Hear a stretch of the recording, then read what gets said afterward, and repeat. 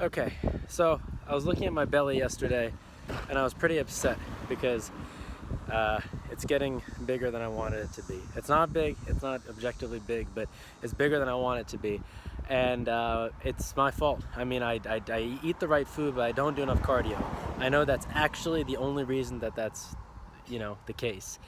I'm good at flexibility, or I'm good at working on it. I'm good at working on strength. I play a lot of tennis, but that's not the same as training cardio specifically. So that's my weak point right now, and it's starting to physically reflect itself.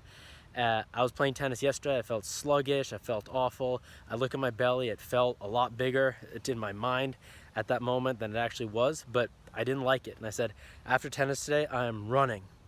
But I didn't have time. I had to go for my play rehearsal, so that's okay. So then it comes today, and I play tennis, I'm doing fitness, and then weights and full body workout, and I'm on the tennis court and I say, okay, I'm not gonna do cardio. I'm not gonna do my sprints. I don't wanna do it. The last thing I wanna do is do cardio. It's the last thing. And then I did it. I did 4 sprints. And honestly, what did it take? Like 5 minutes maybe? Less than that? That's what it takes. Sprints are hard.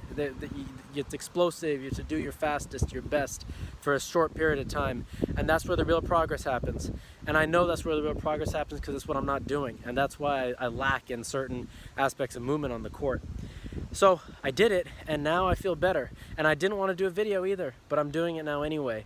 And so, as far as I'm concerned, anybody who wants to succeed in anything, they need to understand what they're doing at a very deep level along all elements and aspects. If you're an actor, if you know your role, your words, everyone else's, where you fit in the story, and that's the baseline from which then you can add emotion and texture and art into what you're doing and not make it technical. Same thing for being a tennis player, same thing for being anything, and it comes through being able to push at the points at which you're weak. If you can take what's weak within you and then allow strength to come in those moments, those weaknesses become drastically less. They may not turn into strengths, but they become less, and then strength is the thing that dominates, that permeates, that guides and dictates whatever your success is. So for me, this belly problem, I want to get rid of it, and I don't want it to keep happening. For the last few years, I've been maintaining like a certain amount of belly at different amounts of different widths, but I want to get rid of it fully. And it'll come through moments when I'm saying no, I'm not going to push, no, I'm not going to work. Taking those moments and turning them into yes, I will.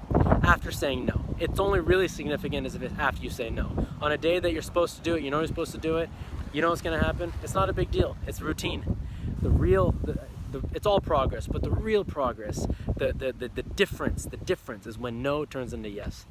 So, and I think that any person, whether you're a revolutionary or an athlete or a regular person just trying to live a good life, the beauty and the ability to affect change within yourself and in the world around you comes from taking weakness, feeling it, knowing it, suffering because of it, and then when you're ready, when the time has come to insert strength into those moments.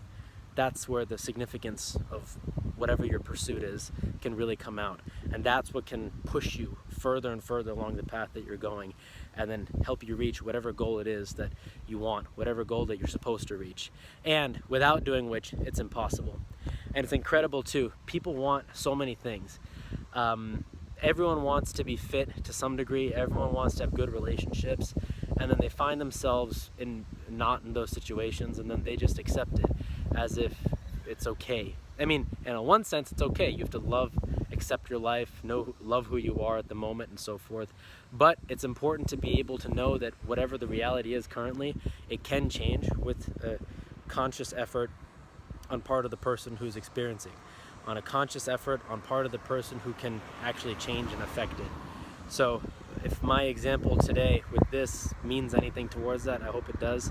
That's good. I'll continue to live this way, and I'll continue to reap the success or the failures based upon the efforts and impacts I put in, the strength of mentality or lack thereof that I put in. And what I end up looking like and what I end up doing and how well I do in anything will be a direct reflection of what happened in my mind, where I pushed, where I didn't. So That's what I've got to say for now.